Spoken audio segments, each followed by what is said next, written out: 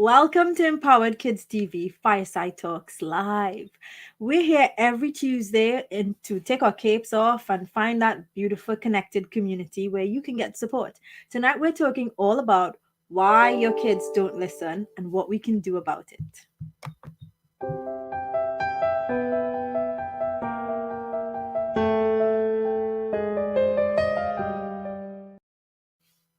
Welcome to Fireside Talks. If this is your first time with us, welcome to the community.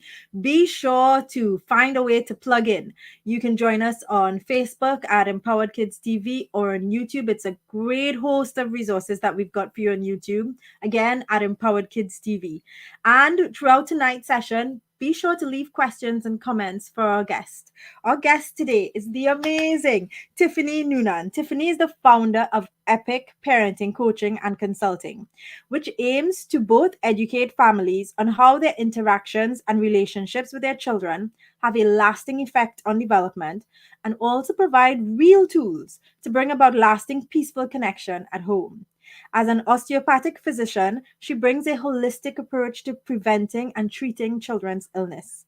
Her commitment to her patients and her personal approach is evident in all that she does, which is why I'm so excited to have her here today. Tiffanie, welcome to Fireside Talks.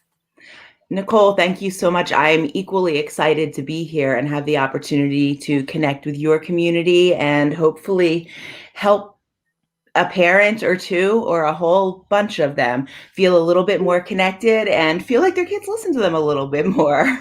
So this one I know is gonna get a lot of people excited because especially through this period where it's been trying, and I think we're all feeling the effects of a long time. We're all exhausted, and you just want to sometimes say, "Can you just listen?" Just like sometimes I say it in my mind, I don't let it slip out, but sometimes I want to say, "Because I said so." So tonight.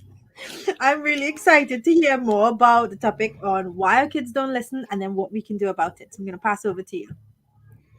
Perfect. Thank you. I want to say that I have probably at some point wanted to say because I said so as well.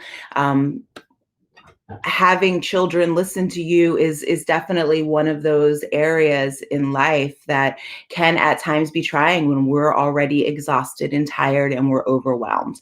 So the topic that I wanted to bring to the community today is near and dear to my heart because it's how I actually got interested in peaceful parenting and ended up founding my company is because 7 years ago, I was a full-time practicing pediatrician with two young boys. They were 2 and 3 at the time. And I felt like I was repeating myself all of the time. And ultimately, at the end of the day, I would get home from work and I would ask my kids to do something, and it didn't feel like they would listen. And every single night, it was me getting frustrated and yelling over things like putting on their pajamas. And I just knew that something had to change. And I got to really look into what was going on in my family so that I could then help other families.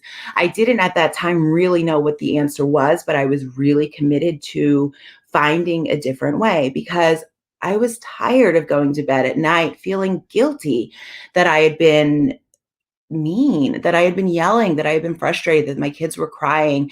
And I was also tired of feeling like I wasn't being listened to and that they were just doing whatever it is that they quote unquote wanted to do or whatever I was thinking about it at the time. So back in actually January of 2013, a year before I left clinical practice to found my company, E.P.I.C Parenting, which stands for Empowered, Peaceful, Inspired, and Connected Parenting, I really dove into learning how to connect, how to communicate, and really shift my mindset about what this parenting thing was all about. I didn't want to say the words, do it because I said so, or just because I said so, but those were the thoughts that were coming to my head as to why I thought my kids should just do what I wanted. And so today, what I really wanted to talk about, first of all, is that we're going to be talking about a mindset shift and that it is important to me that you come to this with I like to say the mind of a child or some curiosity about how you can think about what you're experiencing in your home and what you're experiencing with your children in a way that's a little bit different so that we can dig under the surface of why our children aren't listening. And from that place of getting curious as to what this could really mean, we can end up coming up with solutions that ultimately lend themselves to children that do seem to listen more, that do follow through more, children that argue less and a lot less disconnection at home, which leads to a lot less yelling in my book. And really quite quickly when we as the parents are willing to think about it in a different way. So the first thing I wanted to mention is for you as you're thinking about talking to your children and them not listening to you, to really ask yourself, what could this mean? Like, what is the expectation and what meaning am I applying to this? So for me, when my kids weren't listening, subconsciously, I was applying the meaning that they didn't think what I said was important, that they didn't think I was important enough to listen to. And I was believing that nobody ever listened to me and that I wasn't important. And for me to, when I first started to realize that this is not personal, that's not what it means when a 2-year-old doesn't jump up instantaneously and go put their pajamas on because I told them to. I got to work on understanding that my level of communication was important and me figuring out that mindset of what am I thinking that's actually causing me to get upset in this moment. And that can be different for everybody. With a lot of my clients, I want to be honest, we do land on the fact that part of them doesn't feel heard as the parent. They haven't felt heard when they were children, and they carry that story over to when they're parents. And then when their kids don't listen to them, it kind of reflects back to them their greatest fear that they're not important enough. So for you to start to question, why am I getting upset about it? Like, what meaning am I applying to this behavior that I'm seeing that I get to work on my own? Not the real topic of today, but an important undercurrent of what we get to talk about. And then once we actually recognize what we think it might mean, to come to the place where we say, what else could this mean? And that's what we're going to talk about today. Why your children don't listen could mean so many other things than what you're probably thinking in your head. So I want you to also consider something that's important for me that all parents keep in the back of their mind is that in it's important to realize that all behavior is a best attempt to get a need met. You can, write that down, star it, remind yourself of that. And I'm going to explain to you what that means. But again, all behavior is a best attempt to get a need met. So I like to take away the good and the bad from the behavior and just get curious about what does this mean? If I'm not saying it's, by the way, the desirable, the most desired attempt to get the need met. I'm saying it is the best attempt to that person at that moment. And how can we figure out what the need is underneath of it for our children so that we can help them get that need met in a way that is actually socially acceptable or acceptable for the values that your family holds, but to just get and understand it. So first thing I want to tell you about why your kids aren't listening is that often they are listening. They're just not doing what you say, which doesn't necessarily feel good, but it doesn't mean that they're not necessarily listening. And there's 5 reasons I really wanted to talk about with you today, for 5 basic reasons conceptually why your children are not listening or why they don't listen. And the first one is a big, broad topic. So often when children are not listening, it's because they're feeling disconnected. Great. What does that mean? And what do I do about that, right? Thanks for that helpful advice, Tiffanie. No. What do I mean when I say that our children are feeling disconnected, or why would they be feeling disconnected? One of the first reasons is for us as the parents to reflect on whether or not we have been characteristically more punitive, if we've been more controlling in our relationship with our children, rather than being an empathetic and a respectful guide. So, as I was just saying, when my children didn't listen to me, it triggered my I don't feel seen and I don't feel heard, and I would yell. The same thing often can be happening with our children, is if they're not feeling seen and they're not feeling heard, they may not actually choose to honor our request or to listen to what we ask them to do. I want you to recognize that this is not necessarily a conscious choice on them. It's just that they're not feeling internally motivated. There isn't that feeling of I should be listening to this person when they're not feeling seen and heard at the moment. And I think if you'd be honest with yourself, if you look back on your own life, um, if you're not feeling seen and heard, you may also not necessarily listen to the request of the person who is making a request to you, if you don't feel like they're seeing and they're hearing you. Um, so, another reason why they can feel disconnected is that as adults, we tend to use words, a lot of words, and just words. So, going back to the example again of me yelling about pajamas every single night, let's talk about what that really looked like, right? In my head, it was getting close to bedtime. The kids needed to go to bed. I had to get ready. There were so many things to do. And I would walk by my kids, not even noticing what they were doing, and say, boys, it's time to get your pajamas on. And I would keep going and doing what I was doing. And then I would walk back 3 minutes later and say, come on, guys, I told you to go get your pajamas on.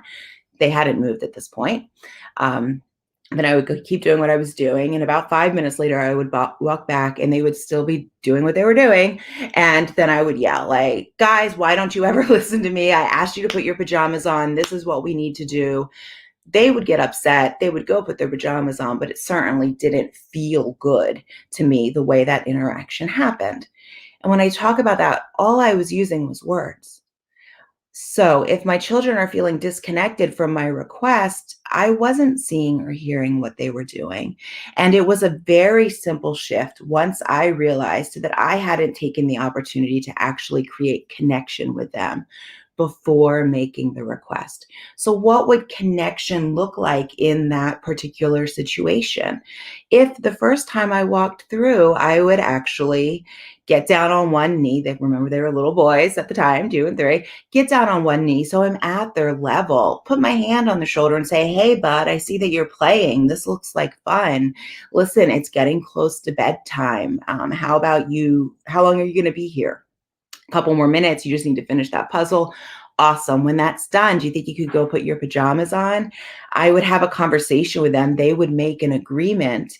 And immediately I noticed a change in them actually following through, because I took the time to get onto their level, to see them, to acknowledge what they were doing, and then to make a request that they made an agreement on. We actually had a conversation.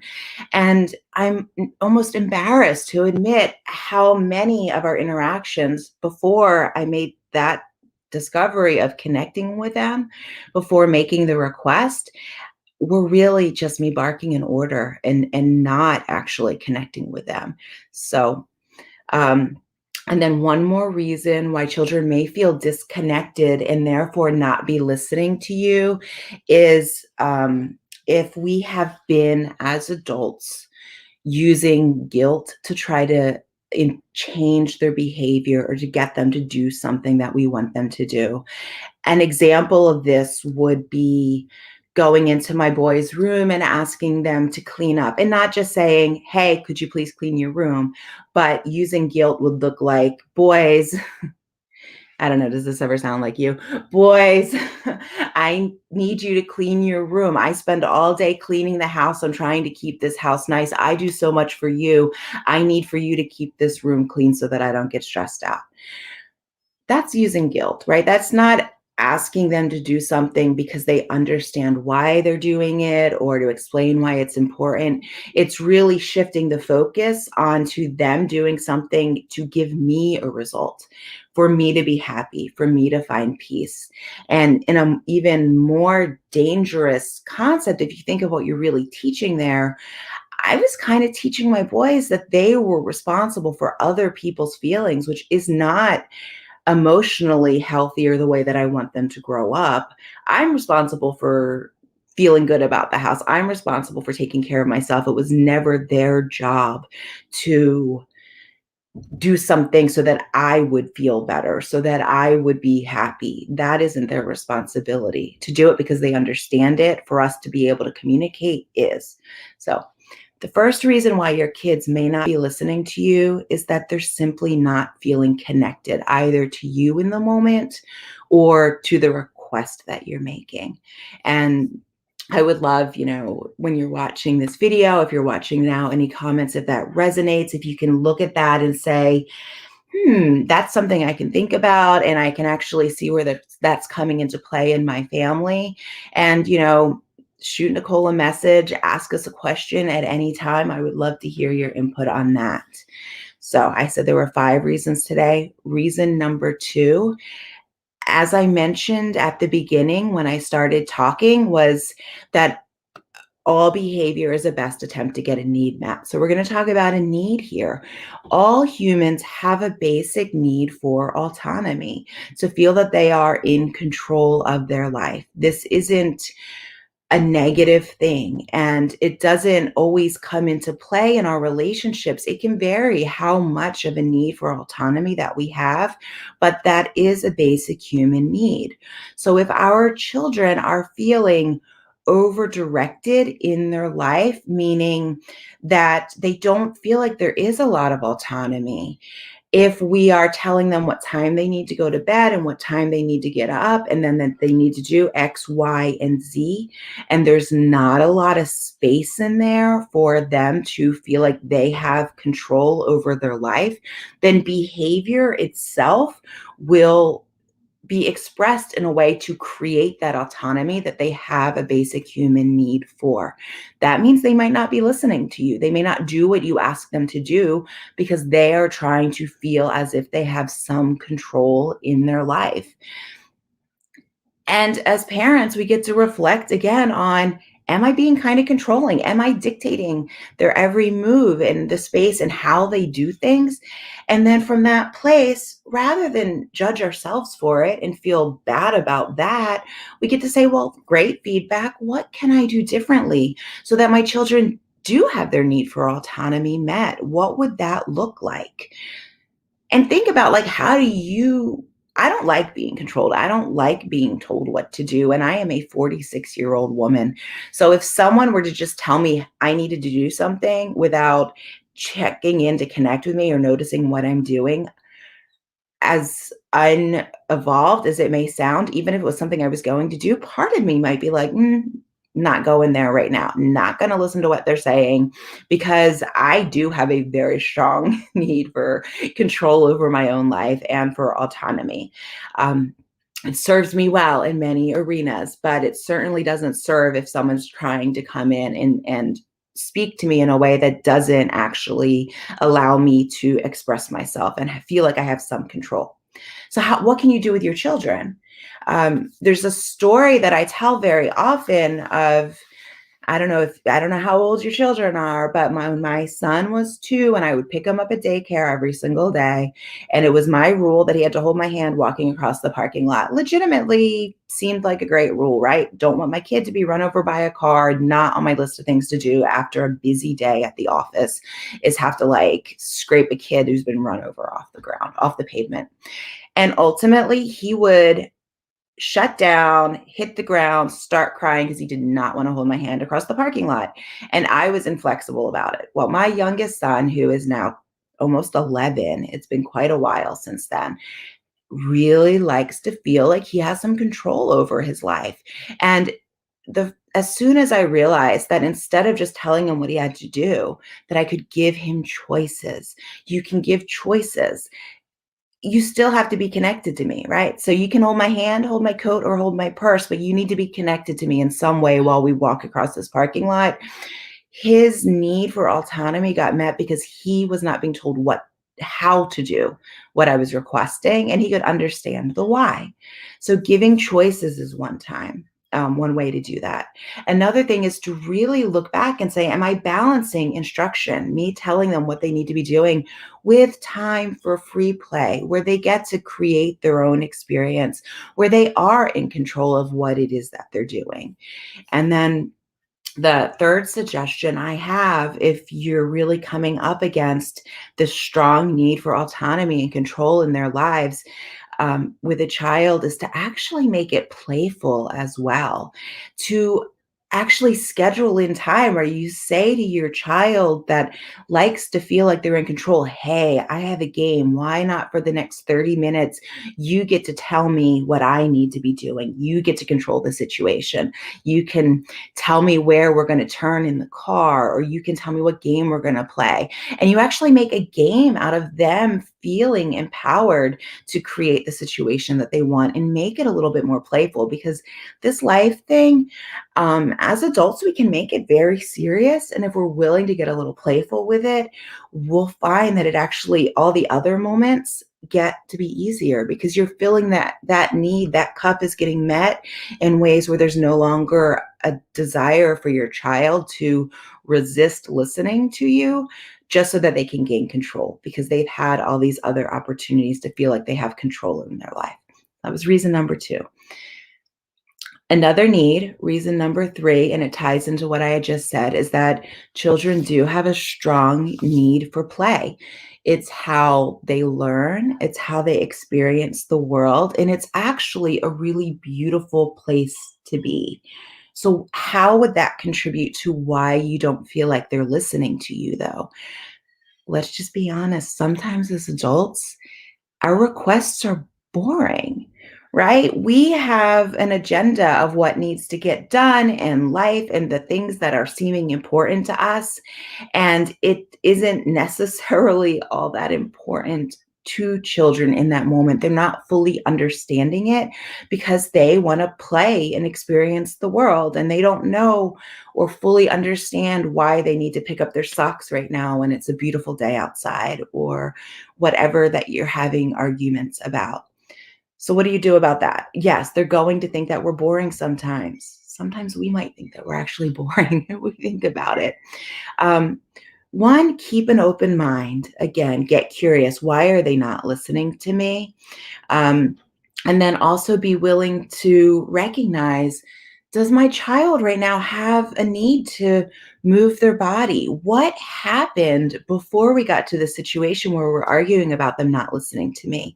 Were they in school all day? Have they been sitting staring at a computer all day, and they really do need to move and they do need to play?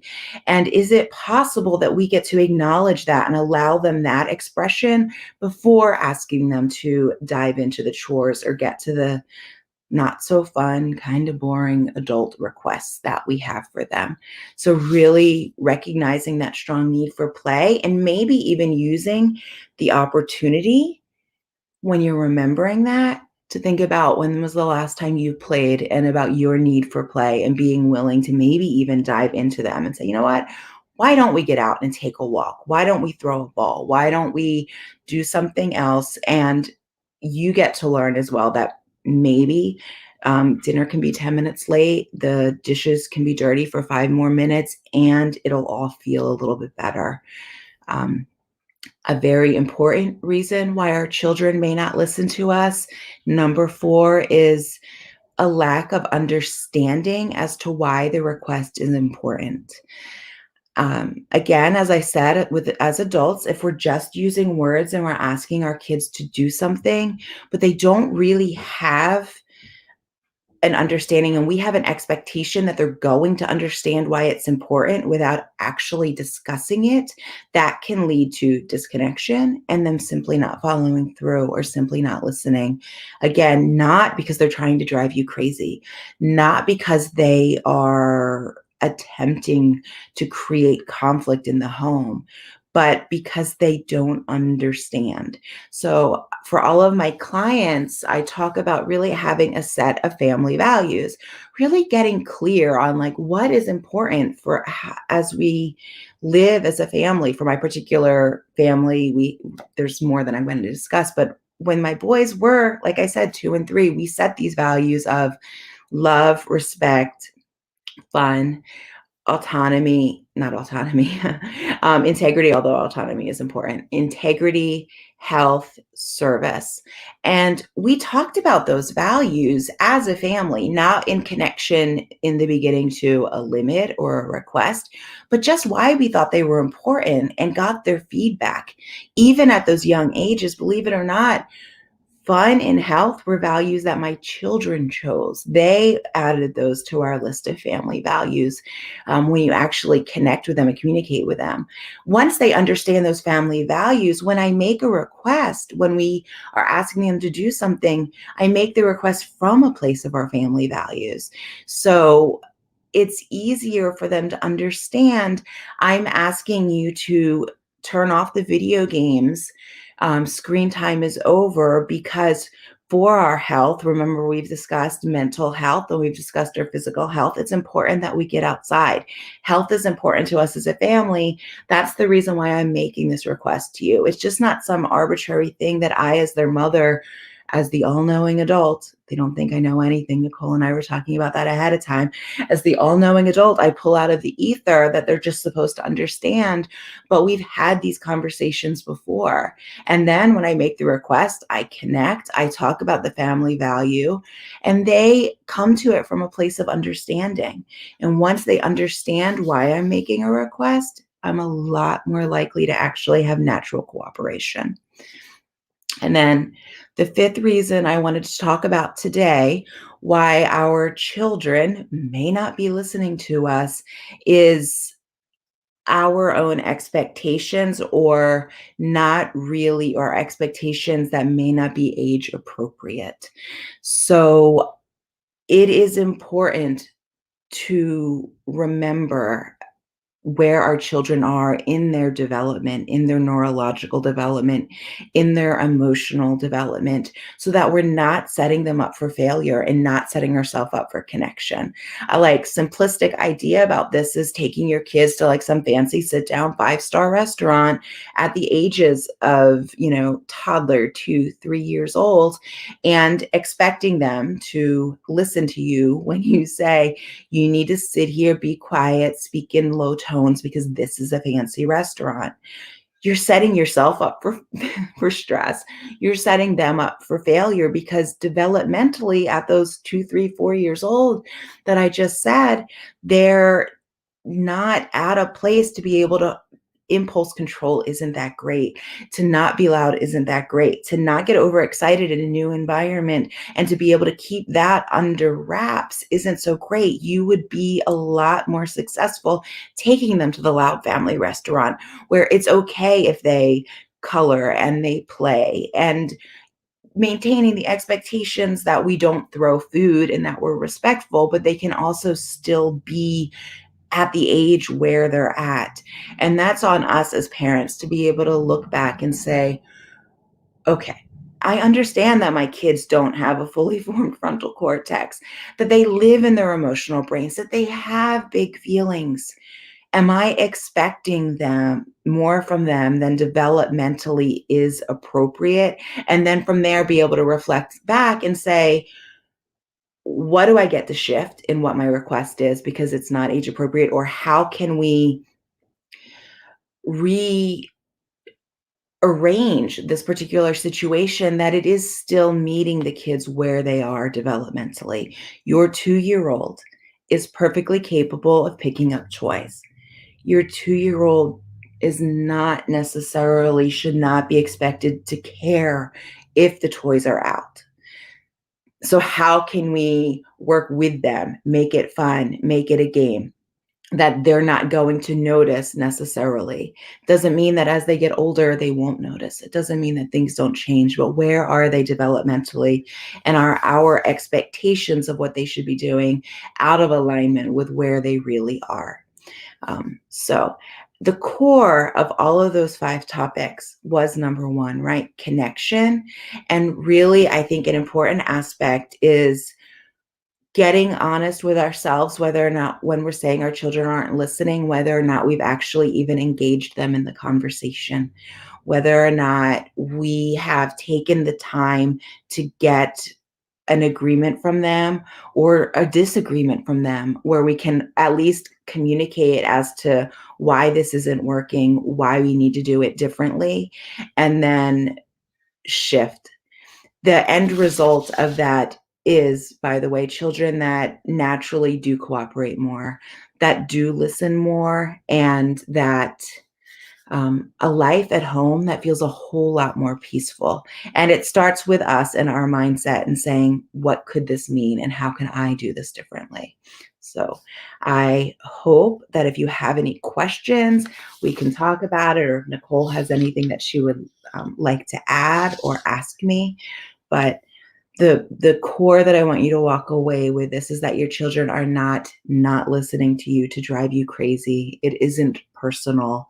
There are reasons underneath of it that can change the dynamic in your home. Absolutely love it. Oh, I'm just taking in all of the juicy goodness. I think, like, for me, the very end point was something I had to use as a mantra in the beginning, right? This Mhm. isn't personal. This isn't personal. This isn't an attack. Because it was such a significant mind shift for me away from Mhm. thinking that they were doing something to me. They're not even like it was literally they were doing something to me. And I Mhm. grew up in a space where people had thoughts about kids, like kids are manipulative and they're vindictive, so they had like in my mind, and like this quote Mhm. somewhere here, they had planned how to make my life miserable. Amen. They were just executing on it. And there's so much juiciness in there. I just wanted to comment on a few things. So and I'll start at the end where we talk about looking at expectations. And sometimes I think I can see that easily when I think of developmental stages when kids are little.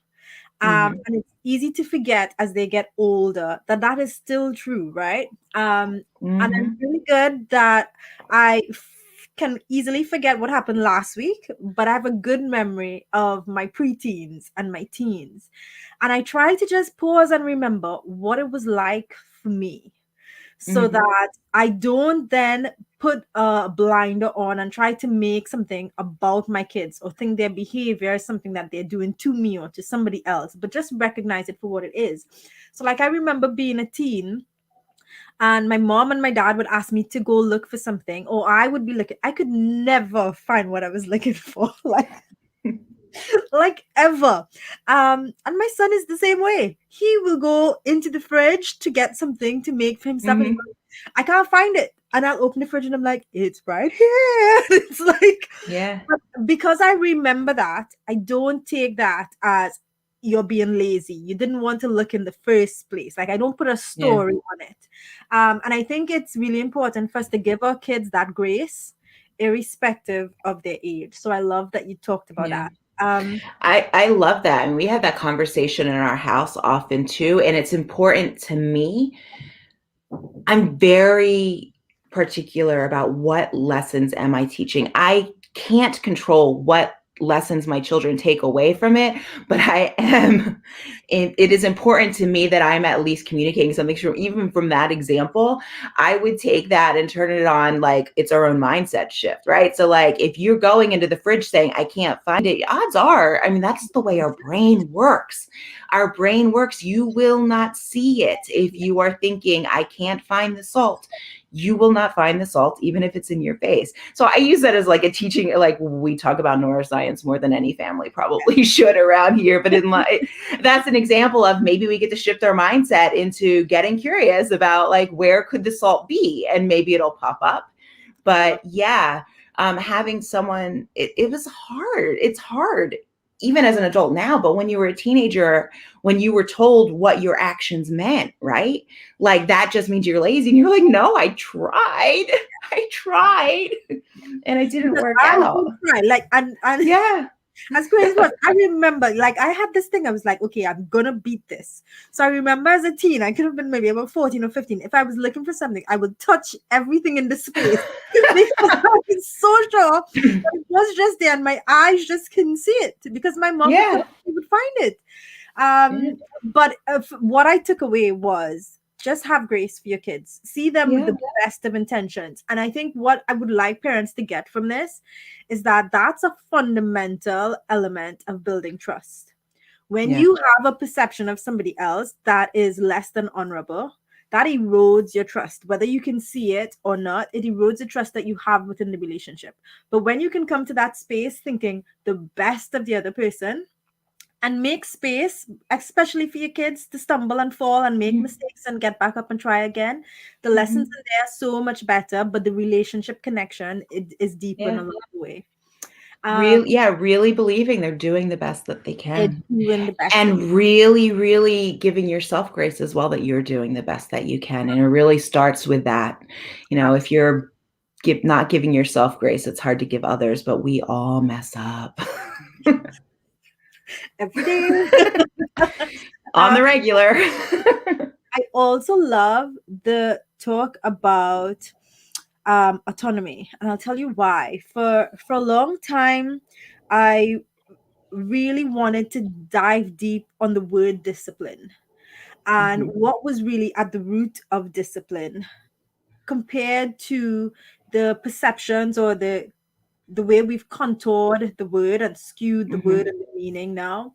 And for me, what I took away from years of looking at research around discipline was that all discipline is really self-discipline. There is Mhm. no there is no doing something to someone else to create discipline. Discipline is self-discipline.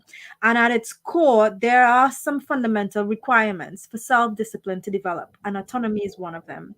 Mhm. And we jump in and take away the opportunity for our kids to make choices. And you only learn how to make good decisions and make good choices by practicing. And we take that Yeah. away. We take that away because it's faster, it's easier. I know better. We take it away. Mhm. And I also think we take away, and now that my kids are getting older, like into that middle teen stages, I think we also take away the opportunity for them to explore how they fit into the world, the things that they like, as opposed to just following what my friends are doing, what everybody else Mhm. says is cool. Like I can tap in and say, this is what I want to do, so this is the direction I'm going. And that's really what I want for my kids, especially Yeah. at this stage now, right? Mhm. um, and the last thing I'm going to touch on, because it was so juicy, Tiffany, was about disconnection. Mhm. And the fact that being in a disconnected space is what really presents itself as not listening. Mhm. And I laughed when you said you thought your kids were you are not someone that people listen to. Yeah. So mine was they're ignoring me. Mhm. That was mine. They're ignoring me. And it took me a while and I had to do some work on it. And I actually did some belief work. And if anybody watching this video would like to find out what we've done in order to get to this stage, just leave a comment and I'll share some more details. But I did some work that was shared with me by Mortian and Shelley Lefko Mhm. around being able to go back to those beliefs. And when I did that exercise, what I found was there was a little girl inside who was standing in the kitchen trying to get my mom's attention, and she was busy trying to get through her to do list. And I Mhm. interpreted that she was ignoring me, and I Yeah. kept it. And so now my kids were happy playing. They were engrossed, really focused on what they were doing, but I was seeing that as the same story. They're ignoring me. Mhm. And in that triggered me. I was no longer the loving, playful, kind, compassionate mother. I was grouchy, antsy, snappy. Who wants to listen to somebody like that, right? So No, yeah. I I mean, think it, it's beautiful work. I love that you did that work. When I shared that, I mean, for me, it was the exact same experience of as I was doing this training, tapping into what am I feeling in my body the moment before I yell at them? What am I feeling in my body the moment before I yell at them? And where did I feel that before? Where did that come from? I got to listen to my body and recognize that, like, wait a minute, my kid's playing, not putting on their pajamas. It does not mean that I'm the 4-year-old who feels like what she has to say isn't important. And it was a 4-year-old in there who was like, I'm not important enough to listen to. And who wants to feel from their kids that they're reflecting but I got to be like, wait a minute, I am worth listening to. My children respect me. Like, that's not the story. That's not what we're doing with, because I yelled out of that place. It was the 4-year-old who just wanted to be seen and heard, who was yelling at my children and Exactly. couldn't find the way to connect with them. So it's And such important work. I think what's beautiful in that is that when I created that space that first kind of soothed myself, Mm-hmm. I created space for my kids to be part of the team. Yeah. They weren't the people following orders or, like, in this assembly line of doing whatever she says. It Mm-hmm. was how we're going to do it. Why is it important to Mm-hmm. all of us? How we can do it that meets everybody else's needs, not just do it Mm-hmm. how mommy wants it at the time mommy wants it, but just think Yeah. everybody perspective into consideration. And for me, that is still one of the most valuable lessons to this day that I think I have given Mm-hmm. my kids. And Yeah. it's become our family mantra. We say we can do anything together. And so when my Yeah. kids are struggling the most, they go there because we've now said it so many times over the years, Mm-hmm. and we've proven it by the way we live in the small moments. So in the big moments, they Yeah. have more faith that we can do it. Yeah, that's beautiful. This topic is about why your kids won't listen. I learned to love not when they wouldn't listen, where it wasn't a conversation, but when they would say no. Because from that, what is most important to me, and I'll get to like where my kids are now, right? So I've been parenting this way for 8 years.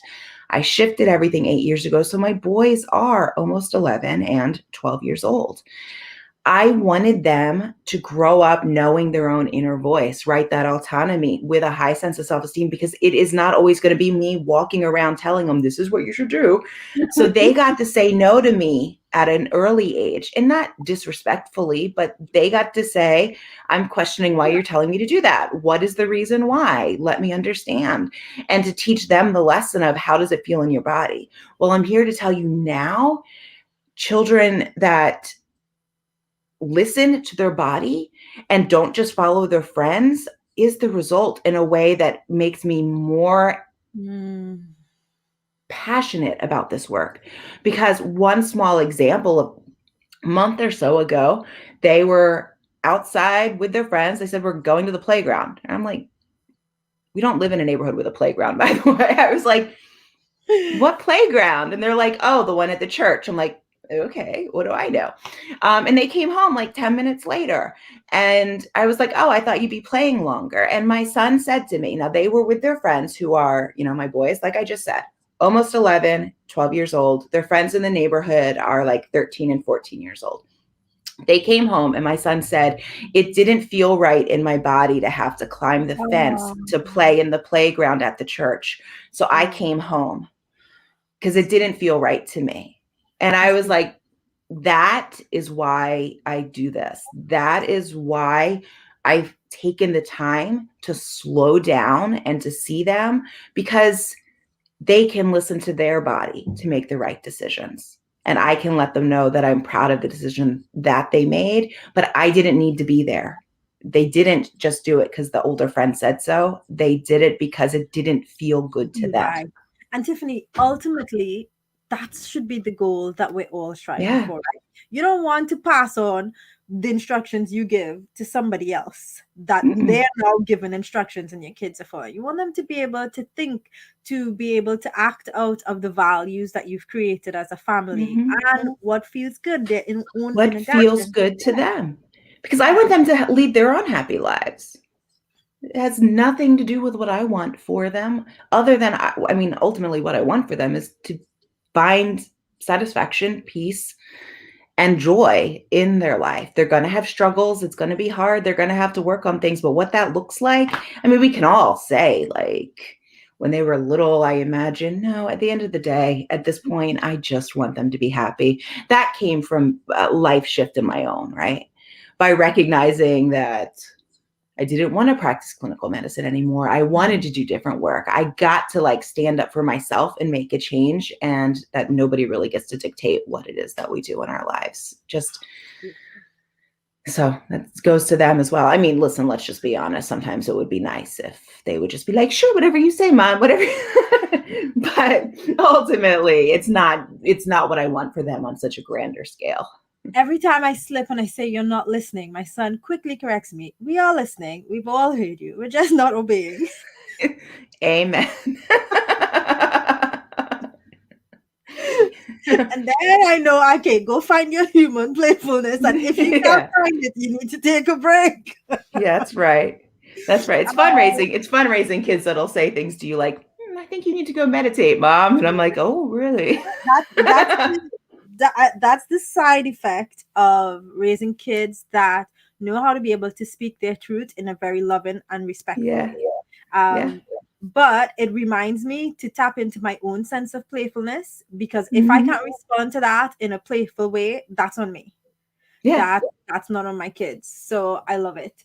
One more question before we wrap up, Tiffanie. For parents that are still in the space where just listen to me, right? What do you think is the first thing they can do to ease that tension that comes up in their body? So while we've given them some tools to think about, you have that experiential moment, that moment when you're triggered and the fire is bubbling inside of you and you just want to let the mama bear kind of roar. What do you do in those moments to be able to remind yourself that there is a long-term vision, that you want to create the type of relationship that's based on connection and playfulness and teamwork? Well, I think if you're already at the point of being able to recognize that before it comes out, you've already done a whole lot of work. Because oftentimes it's, Monday morning quarterback sitting here looking and saying, what could I have done differently? And that's okay in the beginning. I think it's so important that we know that that is okay in the beginning. If you're like, well, that didn't go well, and then reflect. So start with, okay, that didn't go well. What was I feeling? And get curious about that. When you're at that beautiful place of being able to recognize it, to give yourself enough pause, sensory tools are really important for all of us. I think that they can help ground us, and that is different for everybody. But to start to get curious about yourself as to what helps you take a pause, because it comes in that pause, but how can you give yourself that pause? So for some people, it can be tactile, it can be taste, it can be sensation, it can be movement, but some tool that engages a sense that is a cue or a clue to you to just slow down for a minute. So for me, movement, movement, and breathing. And that can literally be when I start to feel that feeling, saying, I'm taking a space. It can just be walking into my room. Used to be and slamming the door. I don't need to slam the door anymore, but that can be a healthy way of expressing frustration though, right? But emotion is energy in motion. If you actually let that emotion move through you so that you can get grounded, so that you can say, what could this really mean? One of my sons is very tactile. When he was younger, I could just give him a pillow that he used to pick at, and that would immediately calm him down so that we could be more grounded. I know I've had clients that smell aromatherapy. I have some that just splash water in their face because that physical feeling, or the temperature change. So figuring out for you what helps center you, what helps calm you down, and then you practice it, right? Like in the very beginning, I'm a big fan of, I don't care if it's written across your hand, be here now, or breathe, or whatever it takes so that you have a visual cue. When I was doing the mindset work, that what I say is important and people do listen to me, so that I wasn't just seeing people not listening to me all over the place, I had signs everywhere in my house that said, you matter and people listen to you. So that I would be like, oh yeah, I matter and people listen to me. Beautiful. It was important to me to shift that, like with active cues. So if you are committed to doing this work and you're committed to your vision, what reminds you of it? And where does most conflict happen? If it's in your kitchen, maybe put that sign on the refrigerator. You put it where you need it so that you can stay centered, so that you can support yourself in this progress. And then you forgive yourself when you notice after the fact. Because listen, I've been doing this for 8 years. I'm very much a human. I might not sleep well one night. I might be stressed about other things. And I can occasionally act in ways that I would rather I had not acted. It's a short time at this point in my life before I turn 180 on my heels and walk back into a room and say, I apologize. That was not about you. Mhm. This is why I was feeling frustrated. It is not your fault. It is my responsibility to speak in a way that I feel good about and to treat you with the respect that you deserve, even if we're in a conflict. That I think is important, but it certainly occurs that I do step out of the way I would love to be acting. And at the end of the day, hopefully I'm just teaching my children how to take responsibility. I think that you can't underplay that, right? Because we will all make mistakes. We all step Yeah. outside of being our best because that's just Yeah. life. And it's Yeah. how do you take 100% ownership of that, Mhm. and be able to do the repair in the relationship where it's needed and move on. And I love that you've added in the beginning there for us sort of an assessment period, kind of go back and go, how did I do that? Could I have done that Mhm. differently? In our home, what I did, because this was such a difficult journey for me in the beginning, was I recruited my kids as my accountability partners. And it Mhm. was a good idea in the beginning, but it was very hard as the journey went. We still do it. So like we still have a review session and we rate different things. Mhm. 1 to 10, and that's 1 to 10 because sometimes I, especially my younger son, he finds it difficult to use words to express where that number really is for him. So that number makes he's left brains very Yeah. very analytical. So it's easy for him to give a number, and then we can probably pull out to him what needs to change for that number to be increased. And we've done that for how well is mommy doing at not yelling. We've done that for how Mhm. loved do you feel, Mhm. how much fun are we having as a family. We've done that for a whole host of things that we consider to be important elements for family life. And recently I've been having some health challenges, and I think I've been in such this busy place that the impact of those health challenges creeped up on me. Mhm. And then it was like a bang, and it was like, right, you haven't been listening. I've been giving you cues, and you haven't been listening. Now you're gonna pay attention. And I realized that part of those side effects would have been that I would have been more short tempered and a bit more snappy, but I hadn't Mhm. recognized that I was. And so I went to my kids and I asked, "Have I been grumpy lately?" And my youngest son was, "Yes, you have." Like out of No hesitation. no hesitation, just like, "Yes, you have." And I'm like, "Do you think it's more than I used to be?" And he's like, "Yes, it is." But then we had a conversation, and I think that it did two things. One, my kids had perspective of what was Mhm. happening for me. And then we could discuss that as a family, and they could give me some room, but also we created some cues where they could help me work out when I was slipping into that place of being snappy. So I would Yeah. say that if you could recruit your kids, if you're brave enough, and you could Mhm. recruit your kids to be your accountability partners along the way, they will really help you make the change you kind of set yourself up for. Yeah. And I want to acknowledge you and say how beautiful it is that you recognize your communication, your one son's method of communicating, and allow space for that. Yeah. That was part of my lesson along the way. As somebody who like feels deeply and like can talk about my feelings all day long, much to the chagrin of my husband and my children sometimes, having a husband and one son who the words don't come to them as freely. Um, Recognizing that that is okay and I don't need to turn them into me, and that doesn't mean the conversation didn't go well, but we can just come up with other ways of understanding so that he feels like he can be heard without me being like, You Yeah. pause for 3 seconds. What does that mean? What are you thinking? What are you thinking? Why aren't you talking to me? I talk all the time. Why are you not talking? But I think it's beautiful. I mean, it's a family, right? And they're going to notice the difference. And yeah, when I first started doing this work, I had gone to my kids and I was like, you know what? I'm so tired at the end of the day and I find myself getting frustrated and I don't want to yell at you. And I said, what do you guys think I can do so that we cannot have that? And they were like, why don't you start to tell us when you're feeling frustrated and we can come and give you a hug? Like that was their like solution at that point. And I'm like, we can do that. And as they got older, we got to change that word. I mean, I get to speak my needs as well, and they get to honor it. So there was a time when I was doing telemedicine. In addition to running my business, I was doing telemedicine that started at 3:00 in the morning. So as you can imagine, if I was getting up at 3:00 in the morning so that I could homeschool my kids, and people don't know me here, I've been homeschooling for 7 years, not just a pandemic thing, so that I could homeschool my kids and have our connection and doing everything that run my business, I was done by 7:00 at night. And I had a very frank conversation with them that was like, I love you guys very much.